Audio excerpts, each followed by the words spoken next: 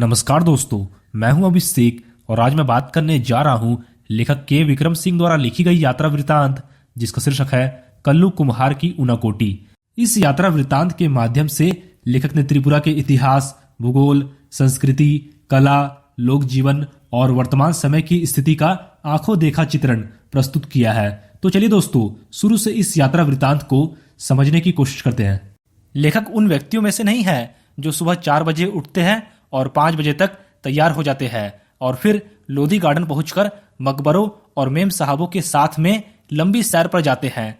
आमतौर पर लेखक सूर्योदय के साथ उठते हैं, अपनी चाय खुद बनाते हैं और फिर चाय और अखबार लेकर लंबी अलसाई हुई सुबह का आनंद लेते हैं।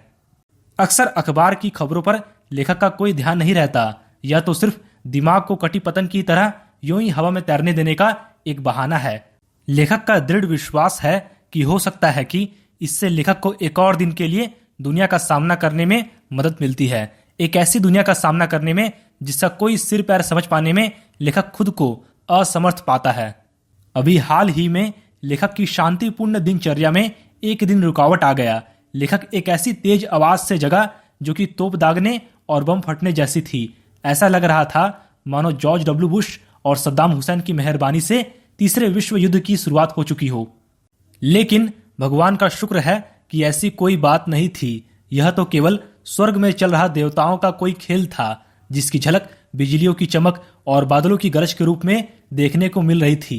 जब लेखक ने खिड़की के बाहर झांका तो सारा आकाश बादलों से भरा था, जो कि सेनापतियों द्वारा दिए गए सैनिकों की तरह एक दूसरे से टकरा रहे थे और पागलों की तरह आकाश को भेदभावपूर्ण बिजली के अलावा जाड़े की बिल्कुल सुबह का ठंडा भूरा आकाश भी था, जो कि प्रकृति के तांडव को एक पृष्ठभूमि उपलब्ध करा रहा था। इस तांडव के गर्जन तर्जन ने लेखक को 3 साल पहले त्रिपुरा में ऊनाकोटी की एक शाम में पहुंचा दिया। दिसंबर 1999 में ऑन द रोड शीर्षक से 3 खंडों वाली एक टीवी श्रृंखला बनाने के सिलसिले में लेखक त्रिपुरा की राजधानी अगरतला गया था। साथ ही लेखक का उद्देश्य त्रिपुरा के पूरे लंबाई में आर पार जाने वाले राष्ट्रीय राजमार्ग 44 से यात्रा करने और त्रिपुरा के विकास संबंधी गतिविधियों के बारे में जानकारी देने का था। त्रिपुरा, जो कि भारत के सबसे छोटे राज्यों में से एक है, 34% से ज्यादा की इसकी जनसंख्या वृद्धि दर भी काफी ऊंची है। यह 3 तरफ से बांग्लादेश से घिरा हुआ है और शेष भारत के साथ इसका कठिन जुड़ाव उत्तर पूर्वी सीमा से सटे मिजोरम और असम के द्वारा बनता है। सोनामुरा, बेलोनिया, सबरूम और कैलाश शहर जैसे त्रिपुरा के ज्यादातर महत्वपूर्ण शहर बांग्लादेश के साथ इसकी सीमा के करीब है। यहां तक कि अगरतला भी सीमा चौकी से केवल 2 किलोमीटर पर है। यहां पर बांग्लादेश के कुछ लोग अवैध तरीके से आ जाते हैं और इसे यहां सामाजिक मंजूरी भी हासिल है। यहां की असाधारण जनसंख्या वृद्धि का मुख्य कारण यही है। असम और पश्चिम बंगाल से भी लोग यहां आ जाते हैं। कुल मिलाकर बाहरी लोगों की भारी संख्या ने जनसंख्या संतुलन को स्थानीय आदिवासियों के खिलाफ कर दिया है। त्रिपुरा में आदिवासी असंतोष की मुख्य वजह भी यही है। पहले 3 दिनों में लेखक ने अगरतला और उसके आसपास शूटिंग की, जो कि कभी मंदिरों और महलों के शहर के रूप में जाना जाता था। उज्जैंत महल, जो कि अगरतला का मुख्य महल है और अब वहां पर राज्य विधानसभा बैठती है। राजाओं द्वारा आम जनता को सत्ता सौंपने के बाद यह महल अब नाटकीय रूप में अभिव्यक्त करता है। इसे भारत के सबसे सफल शासक वंशों में से एक और लगातार 183 क्रमिक राजाओं वाले त्रिपुरा के माणिक्य वंश का दुखद अंत ही कहेंगे। त्रिपुरा में लगातार बाहरी लोगों के आने से कुछ समस्याएं तो उत्पन्न हुई है, लेकिन इसके चलते यह राज्य बहुधार्मिक समाज का उदाहरण भी बना है। त्रिपुरा में 19 अनुसूचित जनजातियों और विश्व के 4 बड़े धर्मों का प्रतिनिधित्व मौजूद है। अगरतला के बाहरी हिस्से पैचार थल में लेखक ने एक सुंदर बौद्ध मंदिर देखा। जाकर पूछने पर लेखक को बताया गया कि त्रिपुरा के 19 जनजातियों में से 2 यानी चकमा और मुछ महायानी बौद्ध है। ये जनजातियां त्रिपुरा में बर्मा या म्यांमार से चटगांव के रास्ते आए थे। दरअसल इस मंदिर की मुख्य बुद्ध प्रतिमा भी 1930 के दशक में रंगून से लाई गई थी। अगरतला में शूटिंग के बाद लेखक राष्ट्रीय राजमार्ग 44 से होते हुए टीलियामुरा कस्बे में पहुंचे। यहां पर लेखक की मुलाकात हेमंत कुमार जमातिया से हुई, जो कि यहाँ के एक प्रसिद्ध लोक गायक है और जो 1996 में संगीत नाटक अकादमी द्वारा पुरस्कृत भी हो चुके हैं। दरअसल हेमंत कोक बारोक बोली में गाते हैं, जो कि त्रिपुरा की जनजाति से संबंधित बोलियों में से एक है। जवानी के दिनों में वे पीपुल्स लिबरेशन ऑर्गेनाइजेशन के कार्यकर्ता थे, लेकिन जब उनसे लेखक की मुलाकात हुई तब वे सशस्त्र संघर्ष का रास्ता छोड़ चुके थे और चुनाव लड़ने के बाद जिला परिषद के सदस्य बन गए थे। जिला परिषद ने लेखक की शूटिंग यूनिट के लिए एक भोज का आयोजन किया। यह एक सीधा सादा खाना था जिसे सम्मान और लगाव के साथ परोसा गया था। भारत की मुख्य धारा में आई मुफट और दिखावेबाज संस्कृति ने अभी त्रिपुरा के लोगों की रोजमर्रा की जिंदगी को बर्बाद नहीं किया है। भोज के बाद लेखक ने हेमंत कुमार जमातिया से एक गीत सुनाने का अनुरोध किया और फिर उन्होंने अपनी धरती पर बहती शक्तिशाली नदियों, ताजगी भरी हवाओं और शांति का एक गीत गाया। त्रिपुरा में संगीत की जड़ें काफी गहरी प्रतीत होती है। बॉलीवुड के सबसे प्रसिद्ध संगीतकारों में से एक एस.डी. बर्मन भी त्रिपुरा से ही आए थे। दरअसल वे त्रिपुरा के राज परिवार के उत्तराधिकारियों में से थे। टिलियामुरा शहर के वार्ड नंबर 3 में लेखक की मुलाकात एक और गायिका मंजू ऋषिदास से हुई। ऋषिदास, जो कि मोचियों के एक समुदाय का नाम है, लेकिन जूते बनाने के अलावा इस समुदाय के कुछ लोगों की विशेषज्ञता थप्पड़ वाले वाद्यों जैसे तबला और ढोल के निर्माण और उनकी मरम्मत के काम में भी है। मंजू ऋषिदास एक आकर्षक महिला थी और रेडियो कलाकार होने के अलावा नगर पंचायत में अपने वार्ड का प्रतिनिधित्व भी करती थी। वह अनपढ़ थी, लेकिन अपने वार्ड की सबसे बड़ी आवश्यकता यानी स्वच्छ पेयजल के बारे में उन्हें पूरी जानकारी थी। नगर पंचायत को वे अपने वार्ड में नल का पानी पहुंचाने और इसकी मुख्य गलियों में ईंटें बिछाने के लिए राजी कर चुकी थी। उन्होंने 2 गीत गाए और इसमें उनके पति ने शामिल होने की कोशिश की, क्योंकि लेखक उस समय उनके गाने की शूटिंग भी कर रहे थे। गाने के बाद वे तुरंत एक गृहिणी की भूमिका में भी आ गई और बिना किसी हिचकिचाहट के वह चाय बनाकर लाई। लेखक इस बात को लेकर आश्वस्त है कि किसी उत्तर भारतीय गांव में ऐसा होना संभव नहीं है, क्योंकि स्वच्छता के नाम पर एक नए किस्म की अछूत प्रथा वहां अब भी चलन में है।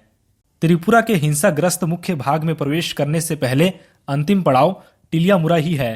राष्ट्रीय राजमार्ग 44 पर अगले 83 किलोमीटर यानी मनु तक की यात्रा के दौरान ट्रैफिक सीआरपीएफ की सुरक्षा में काफिलों की आकार में चलता है।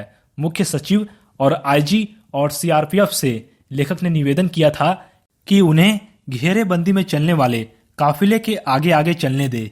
थोड़ा आनाकानी करने के बाद वे इसके लिए तैयार हो गए, लेकिन उनकी शर्त यह थी कि लेखक और उनके कैमरामैन को सीआरपीएफ की हथियारबंद गाड़ी में चलना होगा और यह काम उन्हें अपने जोखिम पर करना होगा। 11 बजे के आसपास काफिला चलना शुरू हुआ। लेखक अपनी शूटिंग के काम में ही इतना व्यस्त था कि उस समय तक डर के लिए कोई जगह ही नहीं थी। तभी सीआरपीएफ कर्मी ने कहा कि 2 दिन पहले हमारा एक जवान यही विद्रोहियों द्वारा मार डाला गया था।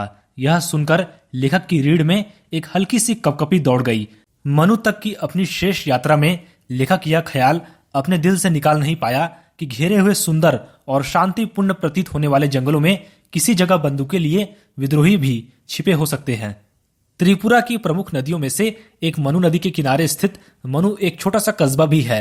जिस वक्त लेखक मनु नदी के पार जाने वाले पुल पर पहुंचे तो सूर्य मनु के जल में अपना सोना गिरा रहा था। वहां पर लेखक ने एक और काफिला देखा। एक साथ बंधे हजारों बांसों का एक काफिला किसी विशाल ड्रैगन जैसा दिख रहा था और नदी पर बहा चला आ रहा था।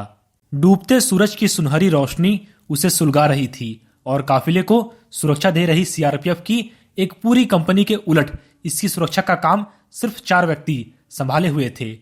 अब लेखक उत्तरी त्रिपुरा जिले में आ गए थे। यहाँ की लोकप्रिय घरेलू गतिविधियों में से एक है अगरबत्तियों के लिए बांस की पतली सीकें तैयार करना। अगरबत्तियां बनाने के लिए इन्हें कर्नाटक और गुजरात भेजा जाता है। उत्तरी त्रिपुरा जिले का मुख्यालय कैलाश शहर है, जो कि बांग्लादेश की सीमा के काफी करीब है। लेखक ने यहाँ के जिला अधिकारी से मुलाकात की, जो कि केरल से आए एक नौजवान थे। वे बहुत तेज, मिलनसार और उत्साही व्यक्ति थे। चाय के दौरान उन्होंने लेखक को बताया कि टीपीएस मतलब ट्रू पोटैटो सीड्स की खेती को त्रिपुरा में खास तौर पर उत्तरी जिले में किस तरह सफलता मिली है। आलू की बुआई के लिए आम तौर पर पारंपरिक आलू के बीजों की जरूरत 2 मीट्रिक टन प्रति हेक्टेयर पड़ती है। इसके विपरीत टीपीएस की सिर्फ 100 ग्राम मात्रा ही 1 हेक्टेयर की बुआई के लिए काफी होती है। त्रिपुरा से टीपीएस का निर्यात अब ना तो सिर्फ असम, मिजोरम, नागालैंड और अरुणाचल प्रदेश को, बल्कि बांग्लादेश, मलेशिया और वियतनाम को भी किया जा रहा है। कलेक्टर ने अपने एक अधिकारी से कहा कि लेखक को मुराई गांव ले जाओ, जहां टीपीएस की खेती की जाती थी। फिर जिला अधिकारी ने अचानक लेखक से पूछा, क्या आप ऊनाकोटी में शूटिंग करना पसंद करेंगे? यह नाम लेखक को कुछ जाना पहचाना सा लगा, लेकिन इसके बारे में लेखक को कोई जानकारी नहीं थी। जिला अधिकारी ने आगे बताया कि यह भारत का सबसे बड़ा तो नहीं, लेकिन सबसे बड़े शैव तीर्थों में से एक है। जिला अधिकारी के लिए लेखक की उत्सुकता स्पष्ट थी। यह जगह जंगल में काफी अंदर है, हालांकि यहां से इसकी दूरी सिर्फ 9 किलोमीटर है। टिलियामुरा से मनु तक की यात्रा कर लेने के बाद लेखक खुद को ज्यादा साहसी भी महसूस करने लगा था। लेखक ने कहा कि मैं निश्चय ही वहां जाना चाहूंगा और यदि संभव हुआ तो इस जगह की शूटिंग करना भी मुझे अच्छा लगेगा। अगले दिन जिला अधिकारी ने सारे सुरक्षा इंतजाम किए और यहां तक कि ऊनाकोटी में ही लेखक को लंच कराने का प्रस्ताव भी रखा। वहां पर लेखक सुबह 9 बजे के आसपास पहुंच गए, लेकिन 1 घंटे उन्हें इंतजार करना पड़ा, क्योंकि काफी ऊंचे पहाड़ों से घिरी होने के चलते इस जगह सूरज की रोशनी 10 बजे ही पहुंच पाती है। ऊनाकोटी का मतलब है 1 कोटि, यानी 1 करोड़ से 1 कम। दंत कथा के अनुसार ऊनाकोटी में शिव जी की 1 कोटि से 1 कम मूर्तियां हैं। विद्वानों का मानना है कि यह जगह 10 वर्ग किलोमीटर से कुछ ज्यादा इलाके में फैली है और पाल शासन के दौरान 9वीं से 12वीं सदी तक के 300 वर्षों में यहां चहल पहल रहा करती थी। पहाड़ों को अंदर से काट कर यहाँ विशाल आधार मूर्तियां बनी है। एक विशाल चट्टान ऋषि भागीरथ की प्रार्थना पर स्वर्ग से पृथ्वी पर गंगा के नीचे उतरने के पौराणिक कथा को चित्रित करती है। गंगा अवतरण के धक्के से कहीं पृथ्वी धंस कर पाताल लोक में ना चली जाए, इसलिए शिव जी को इसके लिए तैयार किया गया कि वे गंगा को अपनी जटाओं में उलझा ले और इसके बाद इसे धीरे धीरे पृथ्वी पर बहने दे। शिव जी का चेहरा एक पूरा चट्टान पर बना हुआ है और उनकी जटाएं 2 पहाड़ों की चोटियों पर फैली है। भारत में शिव जी की यह सबसे बड़ी आधार मूर्ति है। पूरे साल बहने वाला एक झरना पहाड़ों से उतरता है, जिसे गंगा जितना ही पवित्र माना जाता है। यह पूरा इलाका ही हर एक शब्द के अनुसार ही देवियों और देवताओं की मूर्तियों से भरा पड़ा है। इन आधार मूर्तियों के निर्माता अभी चिन्ह युक्त नहीं किए जा सके हैं। स्थानीय आदिवासियों का मानना है कि इन मूर्तियों का निर्माता कल्लू कुम्हार था। कल्लू जो कि पार्वती जी का भक्त था और वह शिव जी और पार्वती जी के साथ कैलाश पर्वत पर जाना चाहता था। हालांकि पार्वती जी के कहने पर शिव जी कल्लू को कैलाश ले जाने के लिए तैयार हो गए, लेकिन इसके लिए उन्होंने शर्त रखी कि कल्लू को एक रात में शिव जी की 1 करोड़ मूर्तियां बनानी होगी। इसके बाद कल्लू अपनी धुन के पक्के व्यक्ति की तरह इस काम में जुट गया, लेकिन भोर हुई तो मूर्तियां 1 करोड़ से 1 कम निकली और इस प्रकार शिव जी ने कल्लू कुम्हार को अपनी मूर्तियों के साथ ऊनाकोटी में ही छोड़ दिया और फिर शिव जी कैलाश चले गए। इस जगह की शूटिंग पूरी करते हुए शाम के 4 बज गए। सूर्य के ऊंचे पहाड़ों के पीछे जाते ही ऊनाकोटी में अचानक अंधकार छा गया। कुछ मिनटों में बादल भी घिर गए और फिर बादलों की सेना गर्जन तर्जन के साथ कहर बरपाने लगी। ऐसा लग रहा था मानो शिव जी का तांडव शुरू हो गया।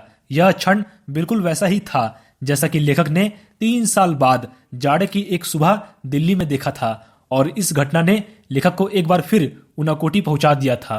तो दोस्तों, इस वीडियो को लाइक और शेयर करके आप हमारा आत्मविश्वास बढ़ा सकते हैं और हमारे चैनल पर पहली बार आए हैं तो चैनल को सब्सक्राइब जरूर करें। धन्यवाद।